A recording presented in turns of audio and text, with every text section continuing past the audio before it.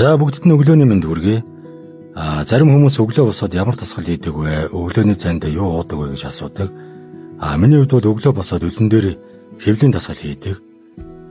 Нэг дасгалыг 30 оролтоор 4 удаа ордог. Хэвлийн дасгалыг хийж байхдаа амьсгалаа маш сайн авч гаргах хэрэгтэй. Тэгэх юм бол хэвлийг илүү их мэдэрдэг. Хэвлийн дасгал дуусны дараа бол гүйлтийн зам дээр хөнгөө алхаад бие сунгацдаг байгаа. Би өглөөдөө бол энэ амин чанарын желатин ургийг уудаг. Олон жил бэлтгэл сургалт хийхээр энэ үеийн холбоос зөөлөн идүүд ингээ илэгдэж байдаг. Тэрийг маш сайн нөхөн төлжүүлдэг. За өглөөний цайнд хамгийн түрүүнд хүүгийнхээ цаг бэлддэг. Хүүдээ бол панкейк бэлддэг. За панкейк болж хооронд нь 2 охинтой болон өөртөө 2 өндөг шарчдаг.